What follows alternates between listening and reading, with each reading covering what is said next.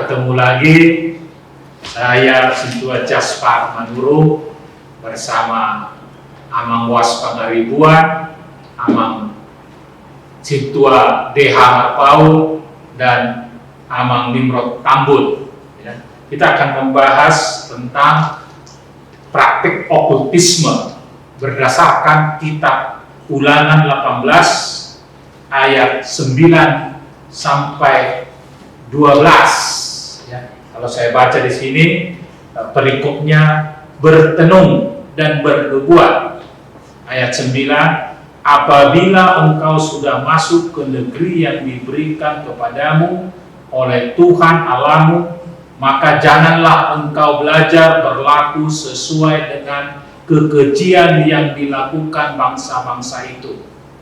Di antaramu janganlah didapati seorang pun yang mempersembahkan anaknya laki-laki atau anaknya perempuan sebagai korban dalam api, ataupun seorang yang menjadi petenung, seorang peramal, seorang penelaah, seorang penyihir, seorang pemantra, ataupun seorang yang bertanya kepada arwah atau kepada roh peramal, atau yang meminta petunjuk kepada orang-orang mati.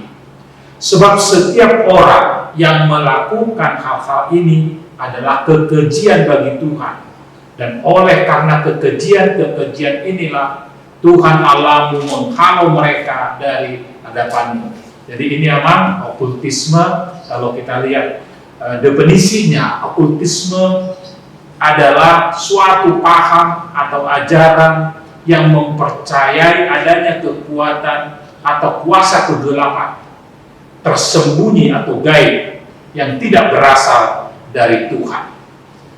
Kira-kira apa yang mendorong paham ini yang menurut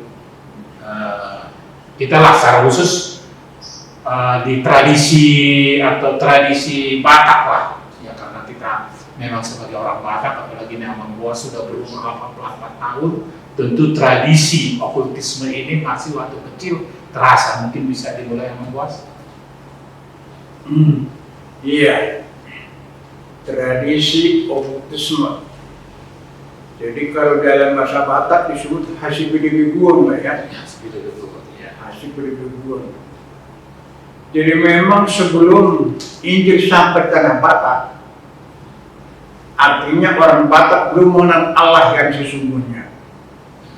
Tentu ada Allah lain yang disembah oleh orang Batak. Ada mulai dari Nabulun, terkenal itu, ada Sipilibegu. Memang mulai dari Nabulun, arti lain adalah Allah yang sesungguhnya. Dan Sipilibegu adalah Tuhan yang lain. Jadi memang sebelum Novensen menyampaikan berita di tanah Batak, kebiasaan untuk memilih ya, atau memberi sesajen lah ya, itu sudah menjadi kebiasaan ya. Bahkan kalau ada orang juga mau merantau, anaknya dibekali dengan jimat ya, dengan jimat untuk melindungi anak yang mau merantau ini. Karena ini memang ajaran turun-temurun ya, dari nenek moyang ke generasi berikut, ini ajaran yang memang sudah jadi pegangan. Ya. Karena itu sudah pegangan ya, udah dipercaya aja gitu, ikut aja terus. Apa yang nenek moyang dulu ajarkan, ikuti oleh generasi berikutnya. Ya. Jadi ini cukup menarik ini Bang Budi. Kegelapan, kita masih sebelum terang ilahi yang dibawa misionaris ke tanah Batak, ada kegelapan. Jadi terang itu menerangi kegelapan. Dan lama-lama kegelapan ini mulai hilang. Contohnya misalnya waktu kecil, saya masih melihat orang kesurupan. Masih kecil nih. Tapi lama-lama sekarang sudah hampir dibilang sudah jarang kita menemukan orang kesurupan. Nah ini terang ilahi pengaruhnya terhadap kegelapan ini gimana? Amang Dea atau ada pendapat lah? Ya, baik. Terima kasih untuk Abang Ketua Jasper ya. Memang benar bahwa ketika kita sudah diterangi firman Tuhan, ya, Yesus datang itu menerangi semua kegelapan itu. Kita tahu bahwa okultisme itu adalah menjadi suatu kepercayaan kepada kekuatan gaib yang dapat dikuasai manusia. Ya. Itulah kekuatan gaib bisa dikuasai oleh manusia.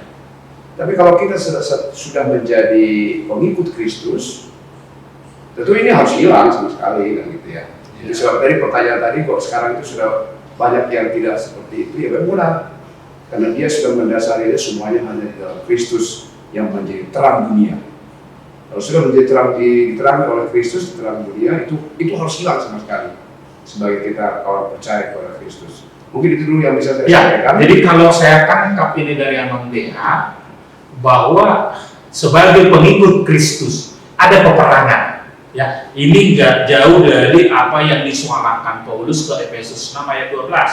Karena perjuangan kita bukanlah melawan darah dan daging, tetapi melawan pemerintah-pemerintah, melawan penguasa-penguasa, melawan penghulu-penghulu dunia yang gelap ini, melawan roh-roh jahat di dunia. Ini Amang Tambun ada pendapat bagaimana perang di alam roh ini. Jadi selaku pengikut Kristus ada peperangan di alam roh itu, dan ini tidak berhenti karena roh jahat atau iblis alam gaib tadi terus berperang, kira-kira gitu ya Amang Tambun. Ya, tapi sekarang tujuannya ini sebenarnya apa? Untuk menghilangkan okultisme atau apa? Memenangkan. Terang ilahi itu mencahaya, kita menggarami, memenangkan. Ya, artinya memenangkan itu kita tidak terpengaruh dengan itu kan? Tuh. Kita dia memakai jasanya gitu kan? Ya. Kalau begitu kita tidak perlu membahas okultisme itu harus bagaimana untuk menghilangkannya. Sama seperti suatu perusahaan produksi. Kalau produksi dia itu tidak ada yang memakai, itu kan akan mati sendiri. Demikian juga ini okultisme ini, kalau tidak ada konsumen dia akan hilang di telan masa gitu. Artinya okultisme itu tidak turun lagi. Jadi kita tidak memerangi langsung, tapi kita memerangi orang itu supaya tidak memakai jasa itu lagi. Paling ya kalau orang tidak mau memakai jasa itu lagi, prakteknya itu kan tidak akan sepi, tidak akan lagi. Dan biasanya ini bisa berlanjut karena diturunkan ke anak cucunya kan begitu. Betul. Kalau anak cucunya itu tidak ada yang mau, ya kan itu ilmu dia itu, ilmu kegelapan itu ya berhenti sampai di dia saja gitu. Kenapa diturunkan? Karena ada rasa hormat biasanya terhadap orang tua. Ya, dia seolah-olah seperti perintah Tuhan yang kelima, menghormati orang tua. Jadi menghormati orang tua itu, nah ini dengan tradisi tadi. Ya, jadi itu tadi. Kalau kita juga sudah di dalam Kristus, menghormati itu tidak buta lagi. Kalau memang itu sudah berlawanan dengan integritas kita sebagai pengikutnya Allah, tentunya kita menolak itu karena apa? Karena ajaran dari Yesus Kristus kan. Sedangkan ajarannya itu kan di atas dari segala-galanya. Yesus sendiri mengatakan bahwa orang yang mengutamakan orang tuanya daripada saya tidak layak itu menjadi pengikut saya. Jadi kita berpedoman ke sana. Kalau kita tahu itu tidak benar, kenapa kita harus sebutkan itu menghormati? Jadi kalau itu kita sebut itu menghormati, berarti kita tidak menghormati ajarannya Yesus Kristus itu yang dia tidak senang dan membenci okultisme ini. Karena itu kan sifatnya sudah berbuatan Allah itu. Yang mau ditambahkan, luas.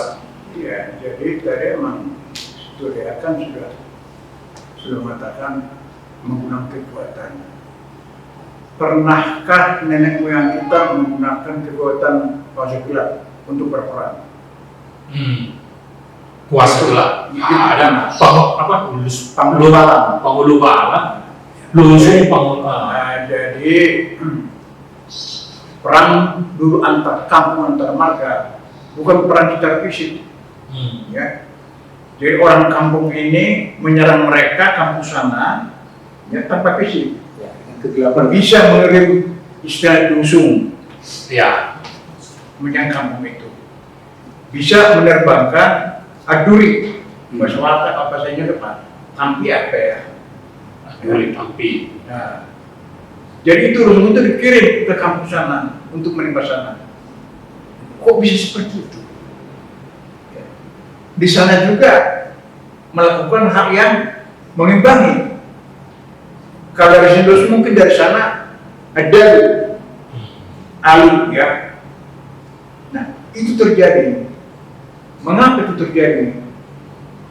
Ternyata itu memang untuk mendapatkan itu ada perjanjian.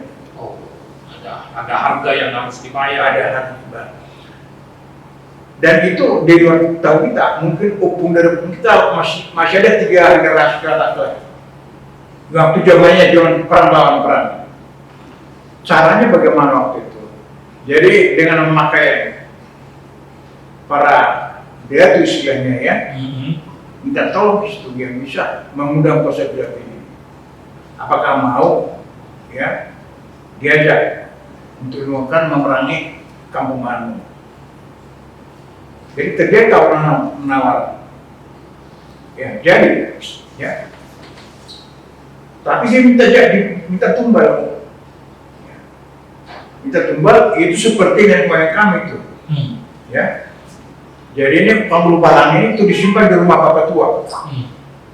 Siapa yang penghulu balang? Ini ada dua bayi yang diculik,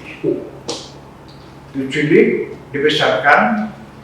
Sesudah nanti ada waktu tertentu itu dimungkin dulu dibesarkan. Sesudah waktunya mau digunakan, mau pakai balang, terus dimasak lainnya apa? Timah, sibora, ya, sibora ini, dan itu diminumkan kepada bayi itu.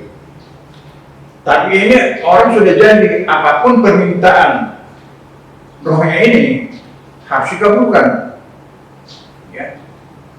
Kalau nanti dikabulkan bisa menyakiti keturunan daripada si pemilik pengeluaran ini. Jadi terjadi di keluarga saya, ya, terjadi. Jadi karena memang akhirnya marga ini berkembang, tidak semua setuju. Tidak ada yang mau menyimpan ini. Nah, siapa yang mau menyimpan? Dipercayakan itu di bapak tua saya. Terjadilah ini kutuk kepada keturunan terutama pihak kami itu. Iya, masih merasakan ini. Masih merasakan. Dan termasuk abang saya, abang paling besar ya, yang kena padahal bapak saya sudah tua ya. Bapak saya di situ begitu dia kawin sudah belum punya anak. Tapi anak pertama itu abang saya pada waktu kandungan mama, ya, itu si kuasa gelap menjelma kayak bayi. Jam 5 sore datang meminta kandungan ini, abang dalam kandungan. Mama saya keluar, tidak mau mereka bergumul. Akhirnya lahirlah abang saya. Ternyata dia punya rambut di pusaran itu gimbal. Digunting tidak mempan gunting. Salah contoh. Akhirnya bapak saya marah, ditolak itu, tapi hinggaplah kesurupan lah. Saudara-saudara bapak saya yang lain minta, karena janji akan meminta. Itu ada minta ayam hitam, ada minta ayam coklat, ada minta bawang putih, ada minta anurak. Kalau enggak sakit. Sana korban karena memang mereka transaksi apa yang diminta dari kaki yang menyakiti keturunan yang lain. Ada perbuatan. Itu nyata ya. Yang mau ditambahkan?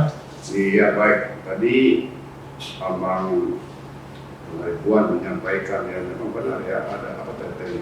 Mengirimkan apa?